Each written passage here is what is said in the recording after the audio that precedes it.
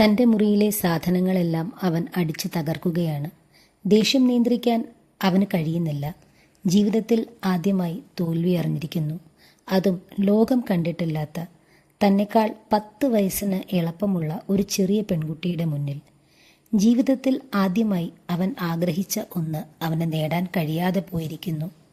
അവനെ എങ്ങനെ തടയണം എന്നറിയാതെ അവൻ്റെ അംഗരക്ഷകർ തലകുനിച്ച് ആ മുറിക്ക് മുന്നിൽ നിൽക്കുന്നുണ്ട്. കുറച്ച് നിമിഷങ്ങൾക്ക് ശേഷം ഒരു കൊടുങ്കാറ്റ് പോലെ അവൻ ആ മുറിയിൽ നിന്ന് പുറത്തേക്ക് വന്നു. തറവാട്ടിൽ നിന്നും പുറത്തിറങ്ങി അതിനോട് ചേർന്നുള്ള കളപ്പുരയിലേക്ക് നടന്നു. അവിടെയുള്ള ഒരു ചെറിയ മുറിയിൽ, ഒരു ചെറിയ കട്ടിലിൽ 65 വയസ്സോളം പ്രായം തോന്നിക്കുന്ന ഒരു വൃദ്ധ കിടക്കുന്നു. അവൻ അവർക്ക് മുന്നിലായി ചെന്ന് നിന്നതും അവർ പതിയെ എഴുന്നേറ്റു. നിങ്ങളോട് ഞാൻ പറഞ്ഞതാണ് അവളെ എനിക്ക് വേണമെന്ന്. പകരം ഇന്നുവരെ വാടകക്കാരായി ഈ ചെറിയ കളപ്പുരയിൽ താമസിച്ച നിങ്ങൾക്ക് ഈ മുഴുവൻ തറവാടും തരാമെന്നും ഞാൻ പറഞ്ഞതാണ്. എന്നിട്ടും നിങ്ങൾ കേട്ടില്ല. കഴുത്തിൽ താലി ചാർത്താതെ എനിക്കൊപ്പം അവളെ വിടില്ല എന്ന് നിങ്ങൾ പറഞ്ഞപ്പോൾ നിങ്ങളുടെ മുന്നിൽ വച്ച്, ഈ മുറിയിൽ വച്ച് ഇന്നല്ലേ ഞാൻ അവളുടെ കഴുത്തിൽ താലി അണിയിച്ചത്. എന്നിട്ടും നിങ്ങൾ എന്നെ ചതിച്ചു. എൻ്റെ കണ്ണ് ഒരു നിമിഷത്തേക്ക് ഒന്ന് മാറിയപ്പോൾ ഈ തറവാട്ടിൽ നിന്ന് രക്ഷപ്പെടാൻ നിങ്ങൾ അവളെ സഹായിച്ചു. ദേഷ്യത്താൽ വലിഞ്ഞ് മുറുകിയ അവൻ്റെ മുഖത്ത് പുച്ഛം കലർന്ന ഒരു ചിരി വിരിഞ്ഞു.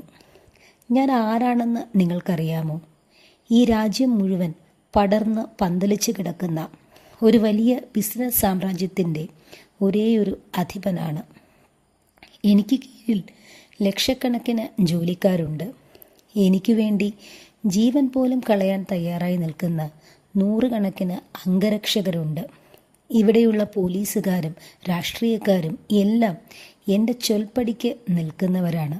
നിങ്ങളുടെ പേരക്കുട്ടിയോ വെറും 18 വയസ്സ് പ്രായം. ഈ ഗ്രാമത്തിനപ്പുറത്തുള്ള ഒരു ലോകത്തേക്ക് ഇതുവരെ പോയിട്ടില്ലാത്തവൾ, ഭയം എന്ന വികാരം കൊണ്ട് മൂടപ്പെട്ടവൾ, ഇരുട്ടിനെ മാത്രമല്ല വെളിച്ചത്തെ പോലും ഭയക്കുന്നവൾ. ആകെ അവൾക്കുള്ള തുണ വൃദ്ധയായ നിങ്ങൾ മാത്രം. അവളെ കാണാതായിട്ട് വെറും 1 മണിക്കൂർ. 1 മണിക്കൂറിനുള്ളിൽ അവളെ ഞാൻ കണ്ടെത്തിയിരിക്കും. ഒരു ഭ്രാന്തനെ പോലെ ആ വൃദ്ധയുടെ മുന്നിൽ നിന്ന് അലറിക്കൊണ്ട് അവൻ അവിടെ നിന്ന് ഇറങ്ങിപ്പോയി. എൻ്റെ കുഞ്ഞിനെ കാത്തോളണേ മഹാദേവ എന്ന് ഉറക്കെ കരഞ്ഞ് പ്രാർത്ഥിച്ചുകൊണ്ട് ആ വൃദ്ധ കിടക്കയിലേക്ക് വീണു. ദിഗ്വിജയ്, അതാണ് അവൻ്റെ പേര്.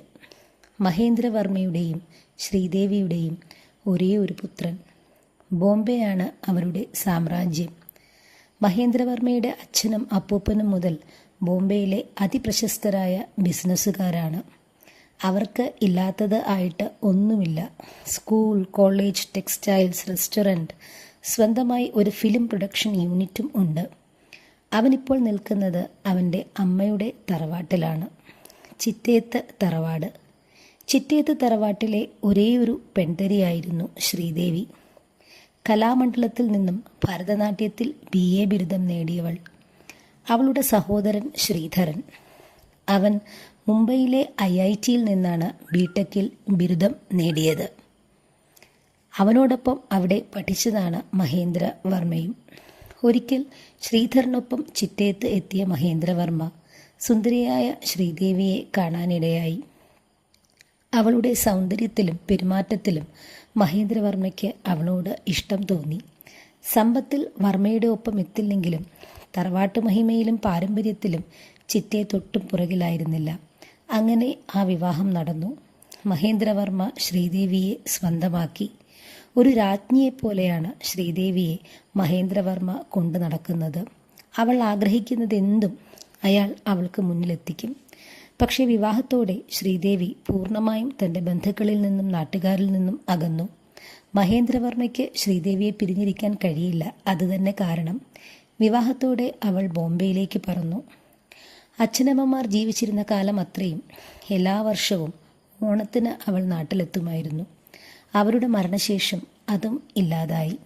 ശ്രീധരൻ വല്ലപ്പോഴും ബോംബെയിലേക്ക് ചെന്ന് അവളെ കാണാറുണ്ട്. അയാളും ചെറിയ ഒരു ബിസിനസ് സാമ്രാജ്യത്തിൻ്റെ അധിപനാണ്. ഒരേ ഒരു മകൾ വിസ്മയ. അവൾ കാനഡയിൽ ഫാഷൻ ഡിസൈനിങ് പഠിക്കുകയാണ്.